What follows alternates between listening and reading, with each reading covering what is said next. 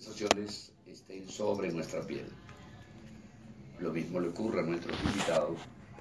Y sé que a ustedes, que son nuestros compatriotas latinoamericanos y también la gente de España, porque muestras de ello hay muchas en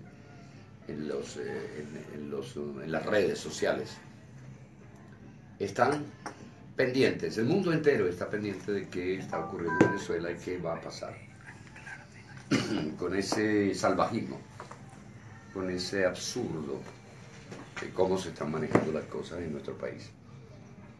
Pero hoy tenemos dos invitados muy especiales.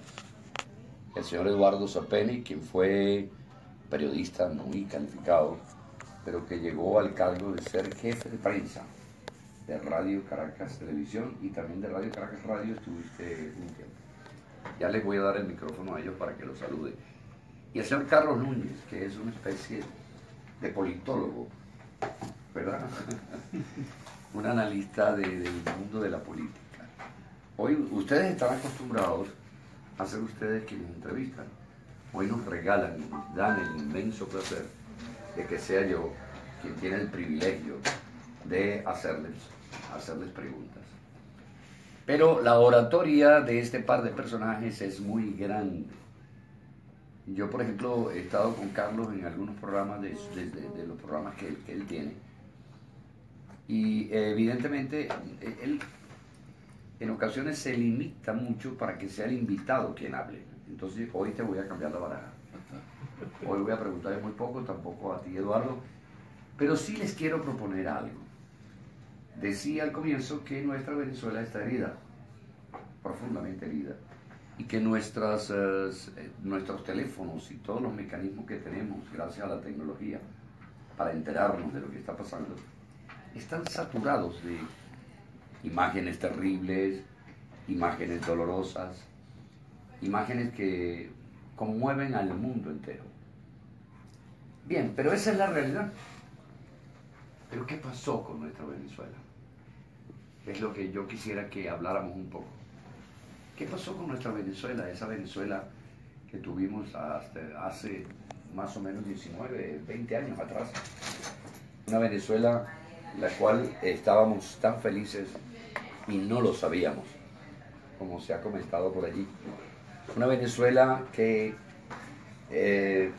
llega teniendo una historia en todos los sentidos, no solamente política, sino una historia sólida en cuanto a la educación, porque nuestras universidades han sido motivo de orgullo en el deporte, en las artes, en la pintura, en la escultura, en la arquitectura, en la medicina.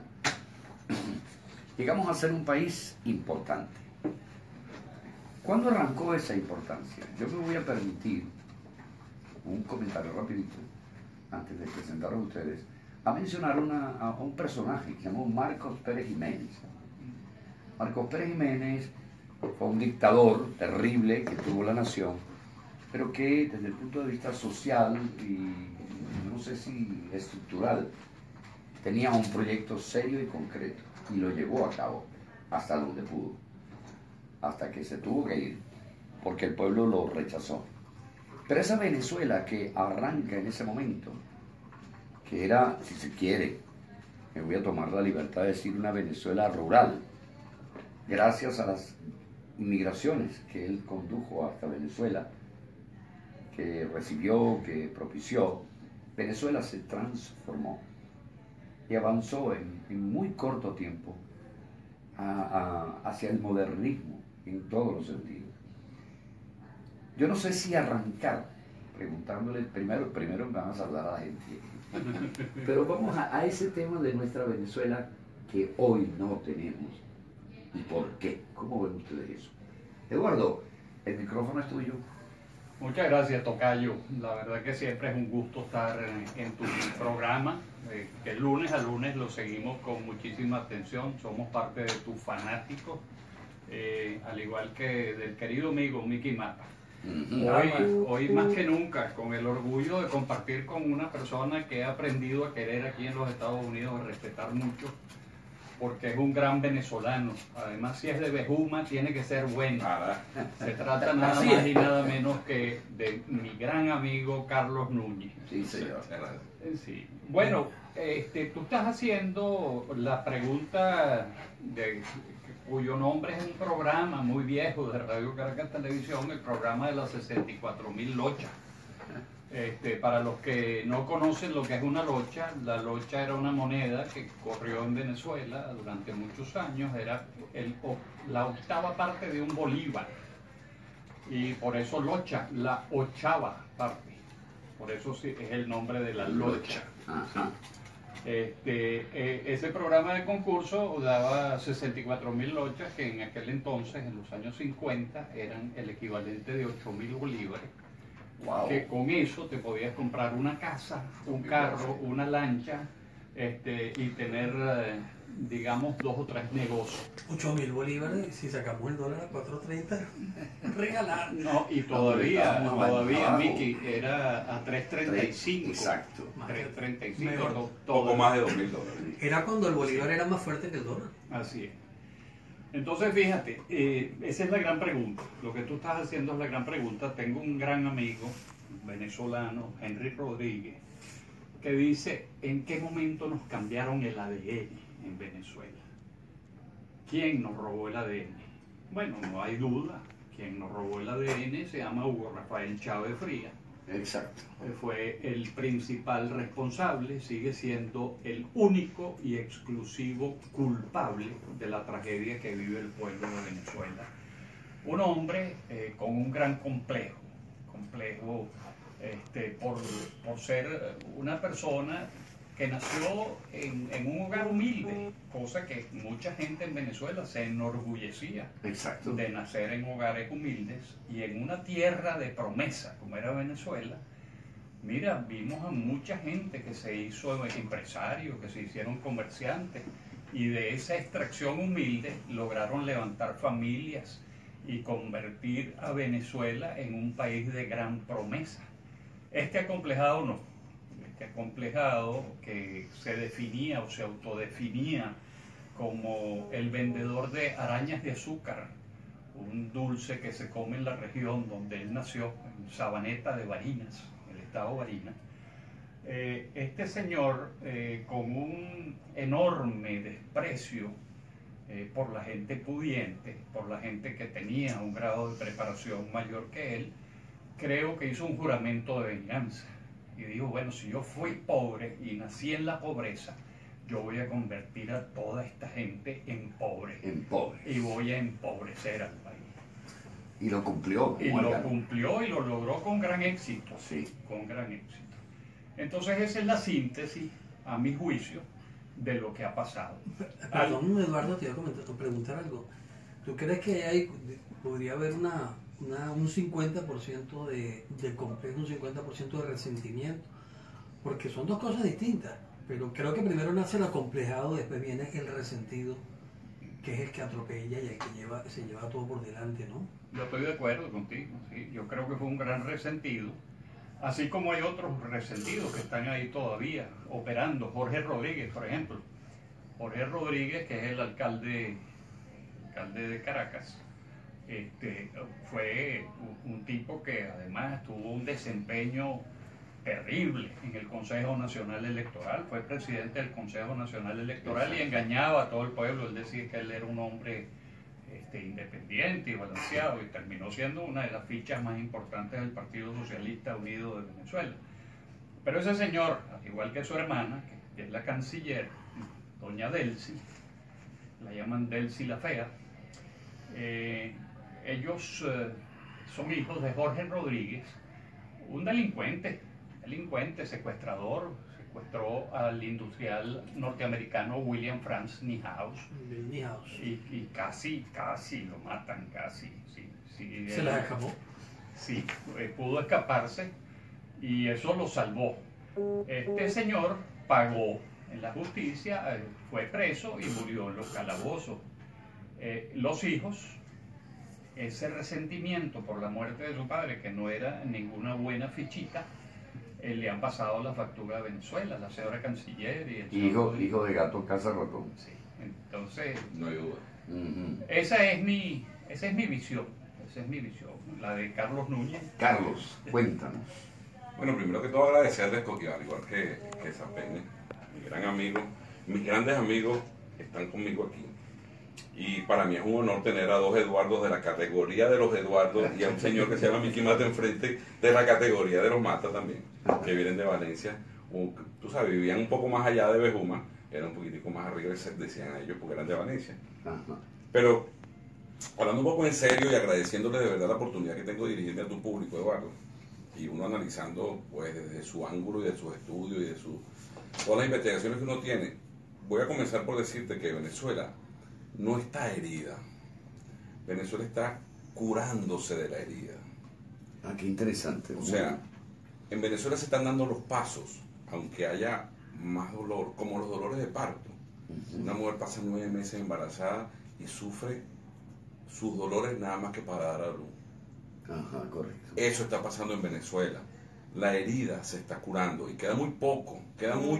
O sea, ellos están huyendo hacia adelante y están maltratando y están tratando de sostenerse porque la pared, ya tienen la pared, ya no tienen más para dónde correr.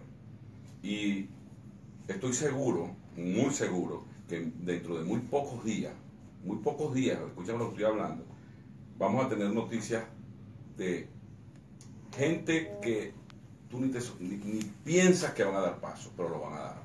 Así como ya lo dio la fiscal, así como lo dio la doctora Rondón de Sansó, que es una mujer brillante en el derecho, profesora, y una mujer que sabe lo que está diciendo, así como Rafael Ramírez y unos que otros generales ya no activos, pero que estuvieron muy activos con el gobierno de Hugo Chávez, ya están dando los pasos para que el parto se dé. Entonces, acotado eso, de que en Venezuela se está curando de la herida, se va a curar de la herida. Te digo que comparto con Eduardo lo que él dice, pero yo me voy un poquito más atrás. Yo creo que el proyecto de Cuba consiguió en Hugo Chávez su gran mentor. De acuerdo contigo.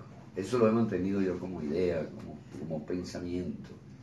Este títere que se llamó Hugo Chávez, títere de ese caretino que se llamó Fidel Castro, era el monigote ideal para poner pie en tierra continental, porque el proyecto no creo que se quedaba en Venezuela, correcto.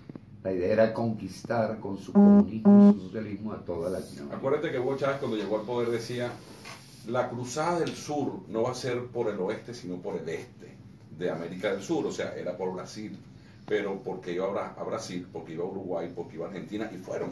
Por supuesto que de este lado consiguieron también a Ecuador y consiguieron a Bolivia. Nunca pudieron entrar a Chile. En Perú lo frenaron a tiempo. Y Colombia en parte. Yo digo que en parte porque Uribe... Colombia es un suspenso. Exactamente, pero ya también están echando para atrás. Sí, ¿no? Uy, ojalá Dios lo salve de semejante. Entonces ese proyecto nace con Fidel Castro. Machurucuto fue en 1961, el año que este muchacho que está aquí nació. O sea, que yo no conozco de Pérez Jiménez para allá, por eso es que Eduardo te puede explicar mejor si tú, ¿no? Que jugaste dominó con Pérez Jiménez, pero sí, uno lee la historia y eran migraciones selectivas, les dolía el país, eran nacionalistas de verdad. Sí. Aquí no. Y lo han demostrado a lo largo de los años, Carlos y Eduardo. ¿Cómo tú ves gente venida de Europa que hoy en día dicen, son venezolanos, ¿vale? Sí. Yo soy más venezolano que tú, y muchos de ellos tienen razón. Dice, Dios lo tenga en la gloria, el papá de Carmen Julia Álvarez, Juan, él le dijo a un venezolano una vez, ¿qué edad tienes tú? 40. Pues mira, yo tengo 50 y pico, y de los cuales tengo aquí en Venezuela 18. O sea, yo soy más venezolano que tú. Exactamente. Y es que eso le dio la grandeza a Venezuela. Venezuela se convirtió en un crisol de razas. La dictadura de Pérez Jiménez pareciera hoy así como una especie de cuento de hadas. Es cierto. Una cosa... Pero la corona inglesa comparada con esto. Prácticamente. Sí. Porque además es una visión de una dictadura de derecha a la visión distinta de una dictadura de izquierda. Las dictaduras de derecha son progresistas, tienen que hacer obras grandes, faraónicas, porque no hay ideología por medio. La dictadura de izquierda es ideológica y entonces es aquello de venderte que el rico es malo y que el trabajo no dignifica y que todos deberíamos de disfrutar de la misma cantidad y La calidad de explotación, dinero. Eduardo, de la envidia. La explotación de la envidia. Porque si a ti te toca la envidia y tú dices, el de al lado de mi casa tiene y yo no tengo, no porque yo no estudié, no porque yo no trabajé, sino porque el de al lado me lo quitó. Ujú. Y entonces ahí comienza el trabajo del comunista. Y fíjate que, retomando el concepto, Pérez Jiménez, un hombre de muchísima inteligencia, un progresista,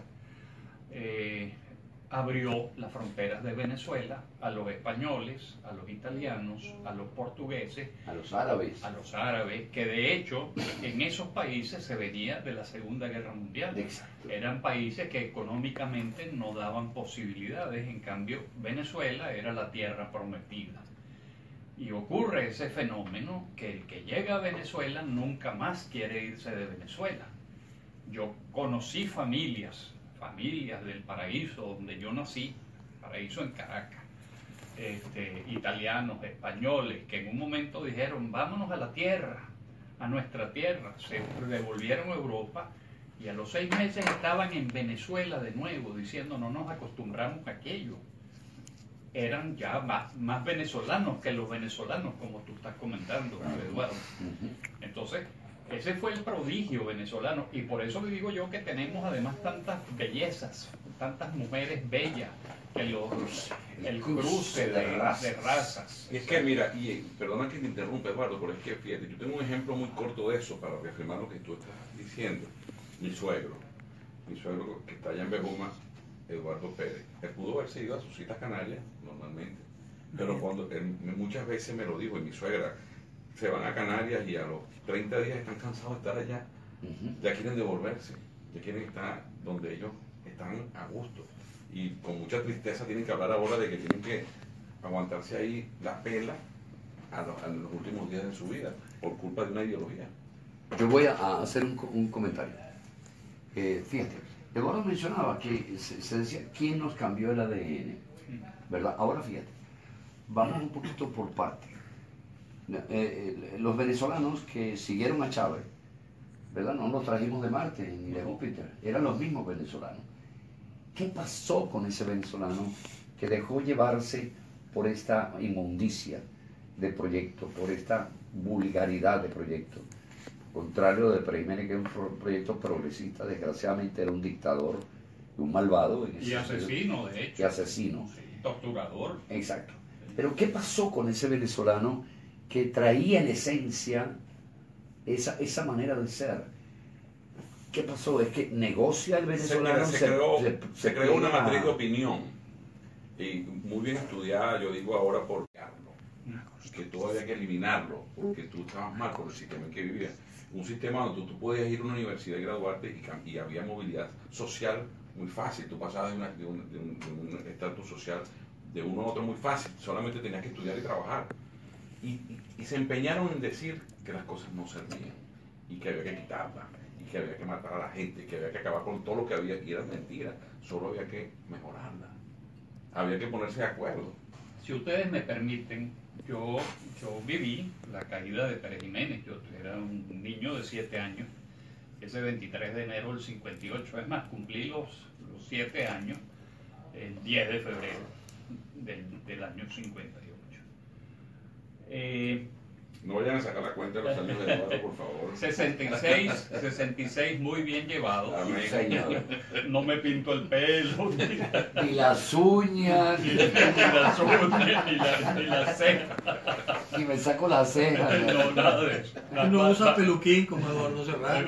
Va de ¿Qué? rey. Perdón. No era peluquín. Mírame tú, pero ¿quién va con esa calvicie que tienes? Yo no ¿Cómo puedo, se te yo no ocurre? puedo ser ¿Te resentido. acuerdas aquella marca mítica que era Cuchita? Cuchita. Ah, bueno. Esa es la cuchita de Eduardo. Qué bueno Y dice. de Henry Saca. Henry Son Saca. dos cuchitas que quedaron en la historia. Bueno, Seguro. señores, por favor. Ajá. Estamos argumentando seriamente. Es Es verdad, es verdad. verdad.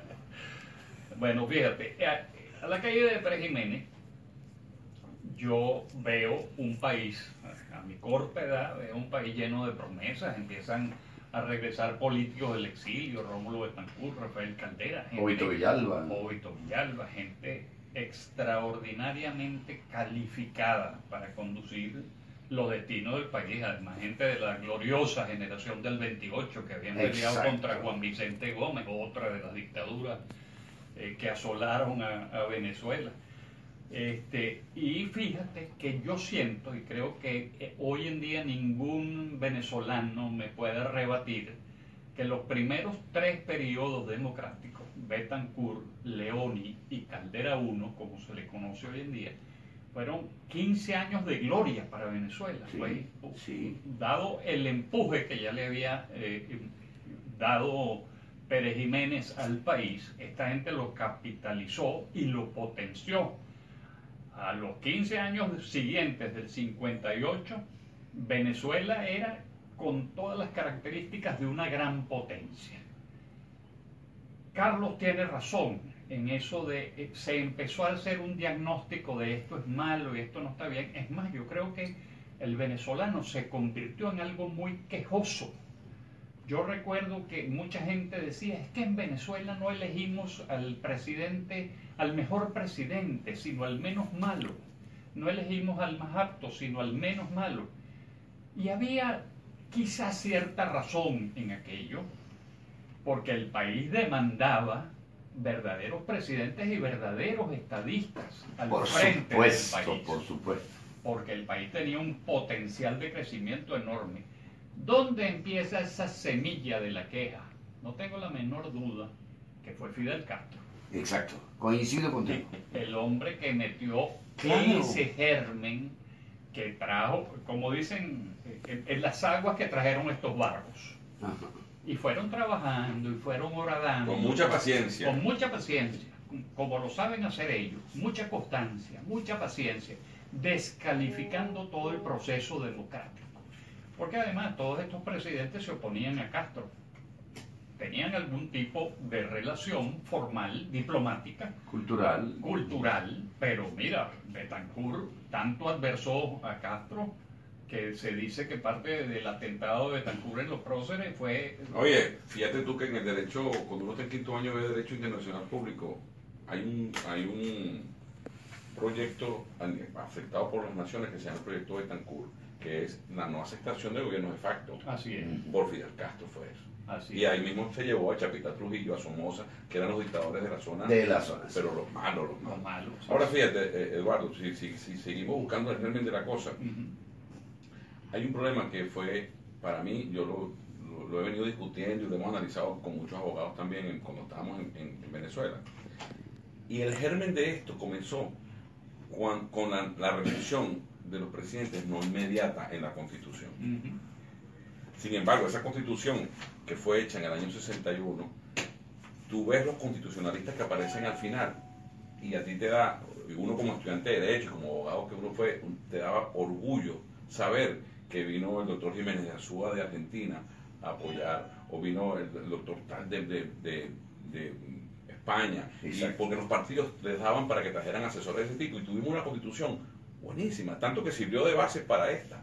Solamente le cambiaron lo que le hacía falta al traje de Hugo Chávez. Exacto. Y todavía hay gente que sigue pensando que la Constitución del 61 es la mejor Es una Constitución, es una joya. Pero con un solo error, Eduardo, Mm. un solo error, que es para mí el germen de todo esto, la reelección no inmediata del presidente. Así es. Ajá.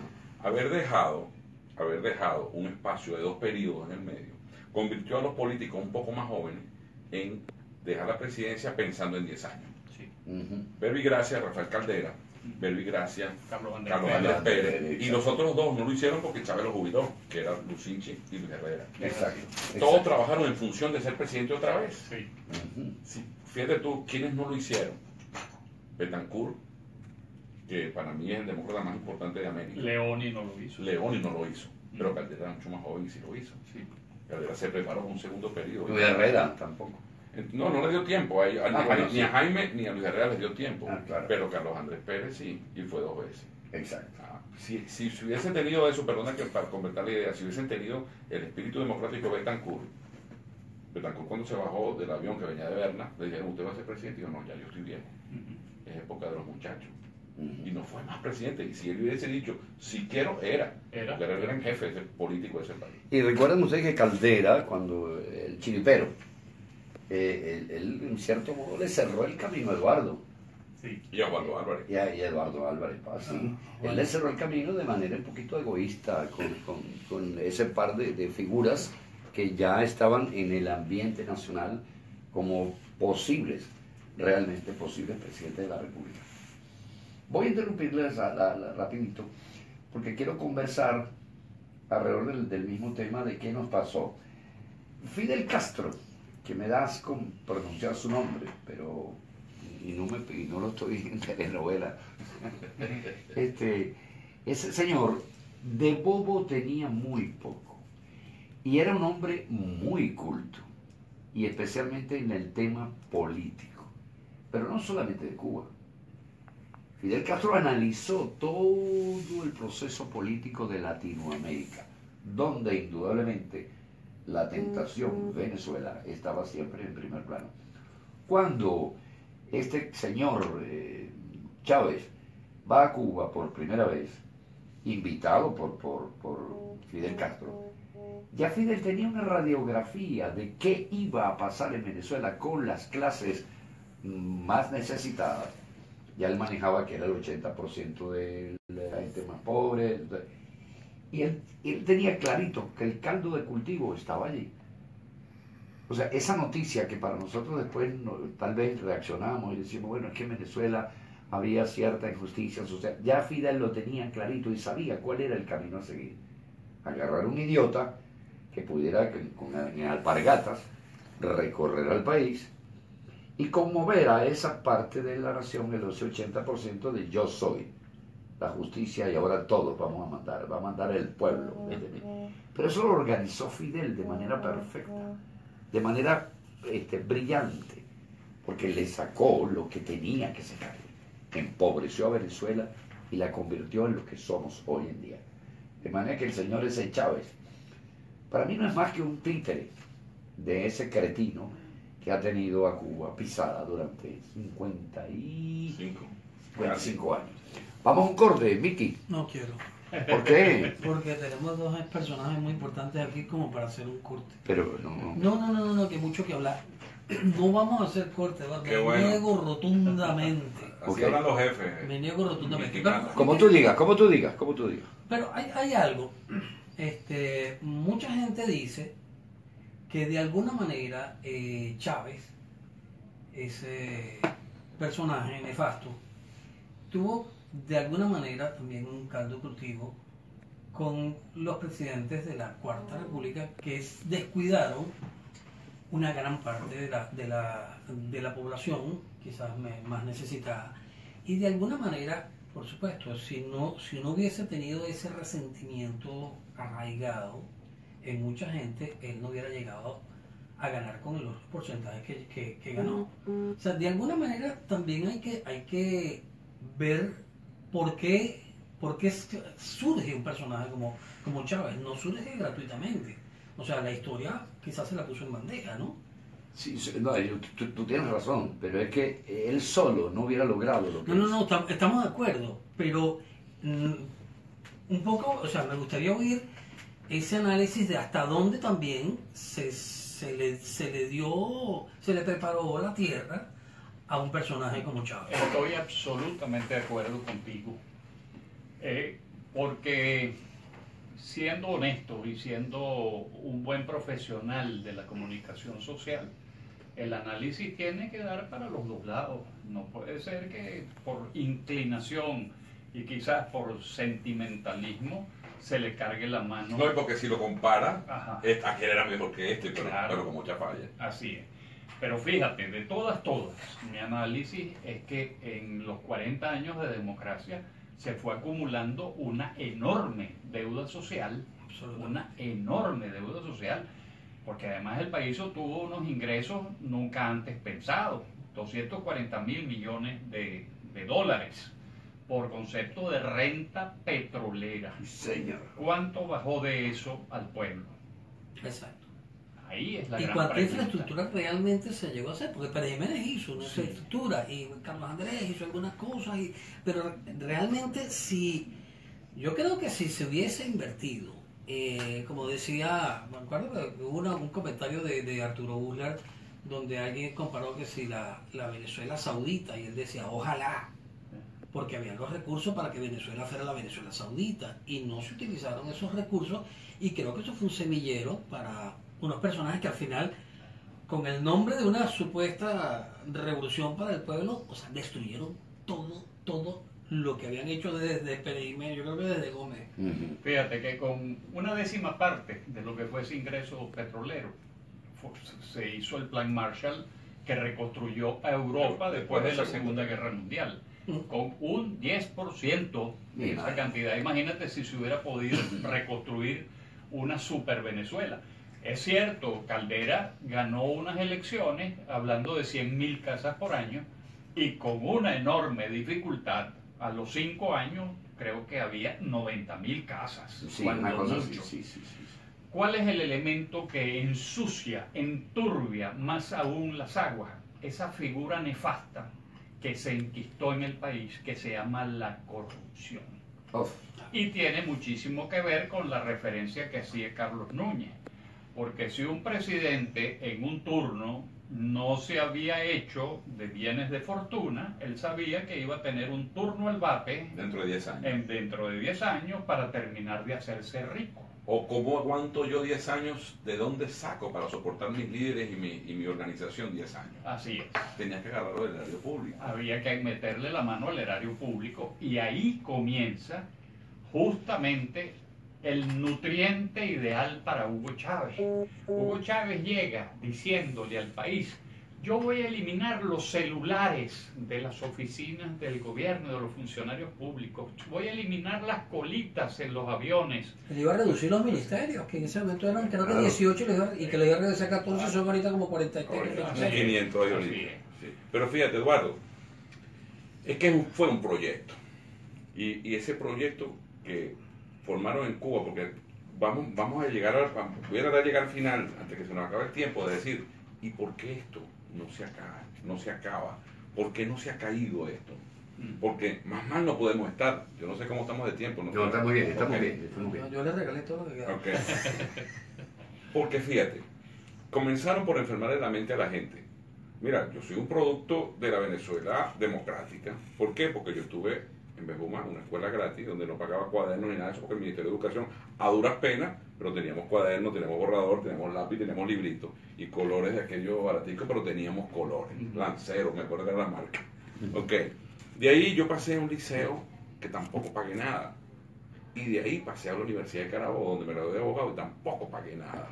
Eso me permitió a mí trabajar, ser alguien, y yo proponerme metas, cumplir metas, salirme quizás de un estatus que tenía antes, ¿verdad? Y estar en otro. Eso es producto de la democracia. Por eso yo defiendo bastante la democracia. Cuando la gente dice, no, que es que no se hizo nada, no, sí se hizo. Se hicieron universidades, se hizo el metro, se hicieron carreteras, se hicieron todo, ¿no? Y escuelas, sí. Lo que pasa es que Pérez Jiménez las hizo también, que la gente se recuerda de Pérez Jiménez. Pero lo que venía por dentro, que tú muy bien nombrabas, Eduardo Zapene, porque a mi izquierda está Eduardo Serrano, es el problema que se fue consumiendo ese detallito de la envidia. Pero voy más allá, es una franquicia. Mira, Fidel Castro hizo un McDonald's político perfecto. Sí. Bueno, sí, Carlos, en conclusión, Venezuela fue víctima de una conspiración. Como en los últimos 100 años, de paso, porque en Venezuela pero, hemos tenido golpe tras golpe y siempre estamos esperando un golpe. Pero es que además hay indicadores clarísimos. El Caracazo. Caracazo fue febrero de El 89. 89. Y tú dices hoy en día, ¿quién propició el Caracazo? La misma gente que está en el gobierno hoy en día. Exacto. Yo no tengo duda que estaba Freddy Bernal y que estaba metido Jagua, pero todo por la motivación de Castro. Claro, organizado de Es allá. más, es más, hay algo que quiero decir con absoluta responsabilidad, porque además no lo tengo probado. O sea, yo esa información no la he podido confirmar independientemente, pero se habla que en Venezuela hay 200.000 castristas cubanos en el país activamente en este momento, bajo la figura del disfraz del médico, de XY. Eso es una fuerza de ocupación. Por supuesto. Eso no se ha denunciado, nadie lo ha denunciado ante el mundo. por lo que yo digo, caramba, tengo una sospecha de que esa cantidad no sea la que se dice, porque yo he oído 40.000 médicos, 60.000, X, Y. Lo que pasa es que Rampa 4 de Maiquetía es una puerta libre para que los cubanos entren y salgan de su casa. Sin ningún tipo de control. Al igual que todos los amigos de ¿Cómo? Bielorrusia y de No, y de iraníes.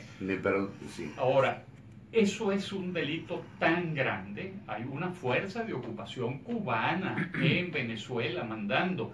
Yo muchas veces veo estas imágenes que hemos estado viendo los muchachos combatiendo a estos guardias nacionales que no hablan.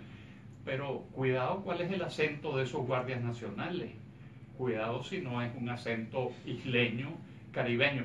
Yo quiero también otra cosa, una aclaratoria. Cuando hablo del pueblo cubano, tengo un gran, pero un gran cariño por el pueblo cubano. Por supuesto. Yo me refiero a los castristas, Exactamente. a los agentes de Castro. Quiero hacer esa separación, porque a mí Muy también- válida, además. Sí, me dolería mucho que dijeran estos venezolanos, y resulta no, esos chavistas, no esos No, venezolanos. no, y ellos están claros de que cuando Así hablamos es. de Cuba, hablamos de estos cretinos de los Castro. Así es. Y esos 200.000, Eduardo, están esperando que estos que se caigan para irse. Sí, claro. No queda uno, no Pe- se devuelve uno a la isla. Pero lo que yo pienso es que esa falta de respeto, porque hablan del intervencionismo del imperio yanqui, el intervencionismo de la derecha, lo viven diciendo, y el intervencionismo de los cubanos, de los Castro, ese no lo van a Y lo de los denunciar iraníes, nunca. los iraníes que están en el Zulia sacando uranio. Estamos invadidos. Además, eso debería, chico, llevarse a corte marcial, esa gente que tú la descubras en Venezuela, y porque son una... Pero si somos colonia, somos una colonia Exacto. cubana. Una colonia cubana. Pero es un dolor. Ahora, ¿dónde están los militares? Los militares que Diría un jugaron. amigo mío en la M. Entonces, ¿por qué no ha salido ningún militar? Todo el mundo se hace esa pregunta.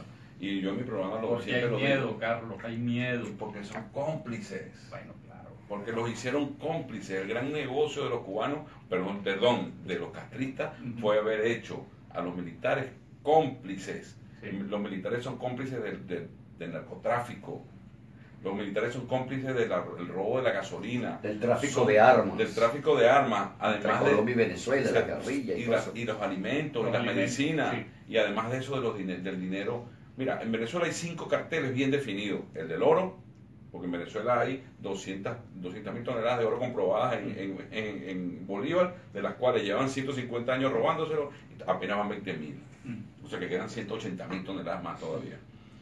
Que se dice fácil, pero eso es mucho dinero. Dios mío. En Venezuela se pierde toda la gasolina del mundo. Mm. ¿Y por dónde se va? ¿Quién la deja pasar? Sí. Como me decía Monseñor Líquer en un programa que lo entrevisté, me decía, esa es la orinada más cara que tiene el país. Porque miren, los camiones por donde pasaron. Yo estaba orinando, decía Monseñor Líquer. Yo estaba de espalda, ¿verdad? Después el negocio de la comida, Mm. están jugando con el hambre y la salud de la gente, Sí. que se lo roban todo. Después los negocios del gobierno, típicos del gobierno, renta petrolera, permisos, impuestos, y para colmo, el narcotráfico. Ujú. Entonces, los metieron a todos en una parte, en una rama de esos negocios. Ellos saben que si ellos se caen, no van a una plaza a pedir perdón, no. Muchos saben que van presos o quizás mueran. Y eso formó indudablemente parte de la estrategia cuando nació todo, cuando este cretino Castro organizó el asunto. Uno de los pasos que había que hacer, entre otros, era complicarle la vida a Venezuela desde el mandato militar. O sea, hay que comprar a los militares que nos va a garantizar la continuidad. Yo quiero inducir un comentario que a lo mejor es impertinente, pero como ustedes son mis hermanos y mis amigos, me lo dicen si estoy equivocado. Yo siempre he mantenido que si hay clases en todos los países, clases sociales, ¿no? En Venezuela yo he mantenido, y lo voy a seguir manteniendo, una clase media irresponsable, inmensamente irresponsable, que no se enteró, no le dio la gana de enterarse las grandes necesidades que estaban ocurriendo a sus espaldas.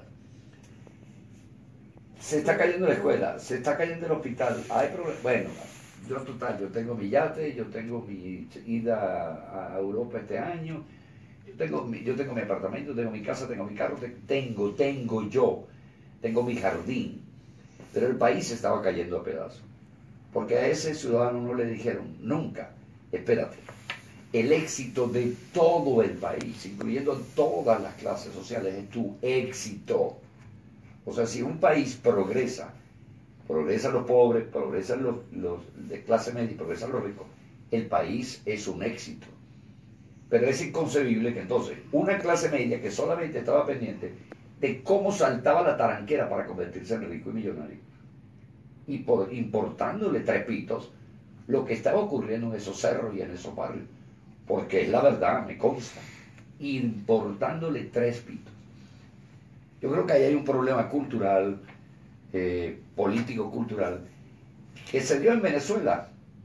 Eso de éramos los tabaratos, es verdad. Y yo creo que hay una clase media que vivió indolente frente a las grandes necesidades del país. Ahora bien, como la idea no sería centrarnos en eso, sino qué nos pasó, aprovecho para preguntarles, ¿qué va a pasar con toda esta experiencia que estamos viviendo? ¿Ustedes qué presienten? Que el venezolano después de la caída de este señor y de estos bandidos, ese venezolano volverá a ser como ese que hemos soñado y como ese que hemos conocido. Hoy estuve siguiendo muchísimo el trancazo, que es parte de mi trabajo, ¿no? Y echando mano a la información que llega por las redes sociales. Y la verdad que me dio mucha esperanza oír y ver a los dirigentes estudiantiles. No quieren una vuelta al pasado, no la quieren. Ellos tienen el mismo criterio que Carlos Núñez expresaba hace rato. Venezuela está pariendo una nueva patria, un nuevo concepto. Ese muchacho que me impresionó mucho dijo, nosotros aquí, a nadie, gente joven como yo, era un hombre como de 18 o 20 años, gente joven como yo, no nos han regalado la democracia. Nosotros estamos luchando para conseguir la democracia. Qué hermoso, qué hermoso. Y yo te digo, me emocioné sobremanera porque dije, claro, es que ahora viene un nuevo país, un gran país. Cuando uno ve esta gente que está en la calle, incansable, luchando por Venezuela, y tú dices, algunos de esos muchachos nacieron y ya Chávez estaba en el poder. Si no han visto otra cosa. No han visto otra cosa, no tienen punto de comparación como podemos tener nosotros. Y sin embargo creen que puede haber un nuevo país, un mejor país. Eso a mí me llena de esperanza, Por Eduardo. supuesto, por supuesto. Ellos van a resolver lo que los viejos hicimos mal, que ellos heredaron. Es así. Ellos están resolviendo por nosotros los que vivimos la otra época. Y vuelvo yo con el fatigo, y ojalá la clase media futura tome conciencia de esto. Es que yo El creo... rico va a ser siempre rico. No, yo Y además con el rico no hay que estar peleando, déjalo tranquilo. Eduardo, si tú ves que el Poder Judicial toma un rumbo, porque una vez Enrique Salas Romer me preguntó cuando era candidato, él me decía, mira carajito, pues yo era consultor jurídico de la Asamblea Legislativa muy joven, si tú fueses presidente, ¿qué harías? Y yo le dije, presidente, mire, gobernador, porque a él le gustaba que le llamaran gobernador. Mire, gobernador, si yo fuese presidente, yo cambiara el Poder Judicial. Entonces, él me dice, yo tírame una más fácil, ¿no? ¿Por qué te digo eso? ¿Por qué traigo a colación al doctor Salas aquí a esa anécdota? Porque cuando tú ves que hay un juez que vaya preso, el país decidió enrumbarse. Eso está bien, es verdad. Cuando tú veas que haya un jefe de la policía que vaya preso, el país se está enrumbando. Estamos hablando de ejemplo. Cuando tú veas que tengamos una ministra que esté encargada de las cárceles, que no sea socia de los planes, el país está mejorando. Cuando tú veas que tú no tienes que pagar nada por llevar comida y ayudar a la gente allá en un puerto, ni pagarle matracas a guardias nacionales, el país está cambiando. Y ese es el país que los muchachos van a lograr. Porque tú sabes qué, ya se cansaron de vivir mal y se cansaron de pagar las culpas de los viejos. Sí. Fíjate, Carlos, que es tan cierto lo que tú estás diciendo, que el año pasado se cayó en la tentación de ir a ese bendito diálogo, un diálogo mentiroso, pero era la vieja política la que estaba actuando en función de ese diálogo. Y se dieron cuenta de inmediato. Y qué bueno, rectificar es de sabio. Pero ¿quién motivó eso? La presión popular, la presión de esta gente joven, que le ha mandado un gran mensaje a los políticos de oficio. Miren, no se equivoquen, no se equivoquen. Nosotros somos los que los estamos empujando para que ustedes tomen las acciones del cambio.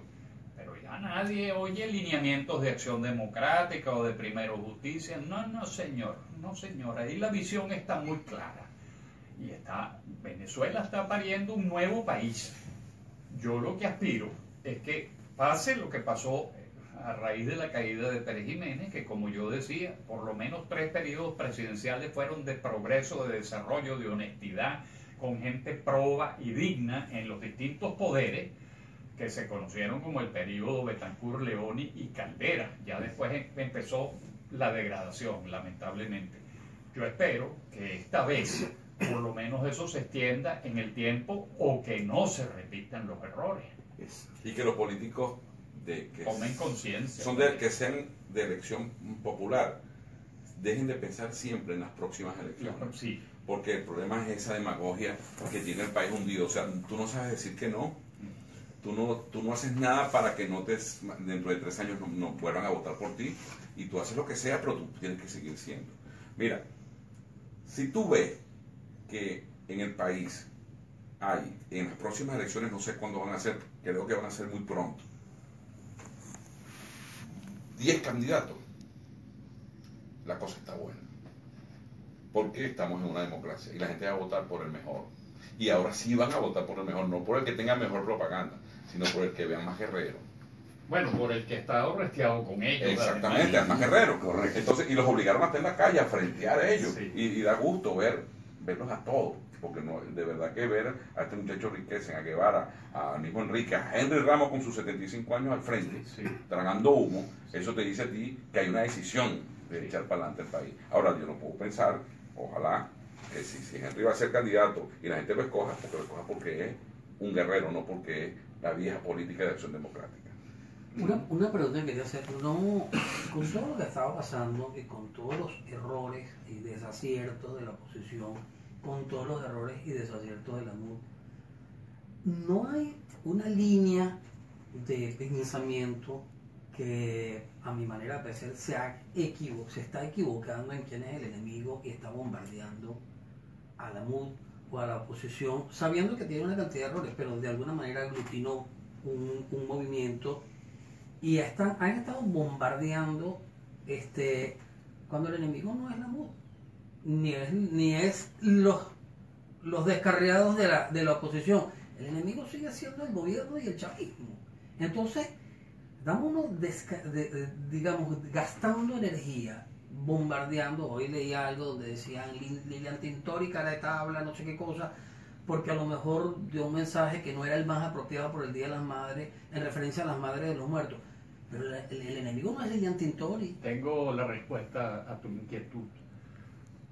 Esto ha sido tan maligno, tan diabólico, que lo primero que se trata de destruir es los medios de comunicación. Cierran Radio Caracas, cierran 34 emisoras del grupo Belfort, del CNB, empiezan a presionar a los medios para que vendan. Y en muchos casos yo siento que se tuvieron que vender medios porque era obligatorio, era o vendes o vendes. Prácticamente el ultimátum. Claro, para no perderlo todo. Pero con los Belfort fue así. Bueno, eso que tú sientes de esos ataques, que yo también oigo a veces gente vociferando, la MUD es una porquería, no sé qué más, y de repente es un tipo aquí en Miami, un vecino mío que está diciendo eso. Y yo digo, pero vete para Venezuela y pelea allá y descalifícalos allá, ¿qué haces tú aquí? O sea, yo reconozco que todo el mundo ha hecho un esfuerzo enorme. La MUD, desde su etapa anterior, Sí, de todos los nombres que ha tenido, coordinador democrático y todas esas cosas. Sí. Siempre hubo una gran intención. Pero la desinformación, el rumor, es una industria. Y además el G2 cubano, claro, el G2 cubano lo maneja como los dioses. Claro, Entonces, esas descalificaciones vienen de esos mismos laboratorios que ellos han ido perfeccionando, Carlos, más de 50 Y hay otras, años. y para, tú sabes, para ponerle una corona a eso que tú estás diciendo, que es totalmente cierto, hay también personajes públicos aquí que se prestan. Ah, sí, claro. ¿Por qué? Bueno, porque también practican la vieja política. Sí. Yo quiero estar ahí, y yo soy el que debo estar y tú no. Entonces yo juego, tú sabes, al muñeco sin cabeza. El quítate tú para ponerme yo Exactamente. de Chávez. Ese fue así, fue un quítate tú para ponerme yo. Vamos a jugar muñeco sin cabeza. Gana el muñeco que quede con cabeza. Con cabeza. Venezuela, a futuro, ¿cómo la vemos? Yo siento que vamos encaminados, y esto es irreversible, vamos a recuperar la libertad, la democracia del país. Ya el pueblo lo decretó.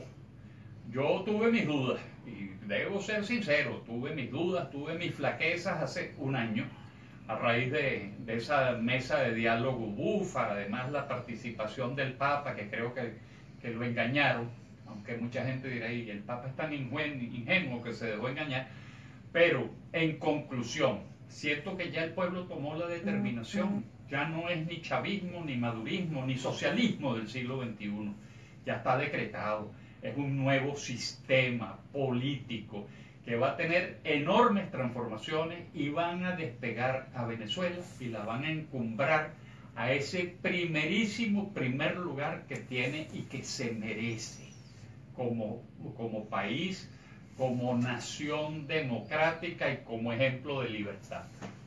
¿Dónde firmo eso? Porque solamente me falta firmar eso que acaba de decir Eduardo Zapena. Pero no me queda sino dar las gracias a los dos por habernos dado el privilegio de tenerlos en este programa. No, el privilegio es mío, por lo qué menos es el sabroso. mío. El Gracias, nuestro, el nuestro. gracias.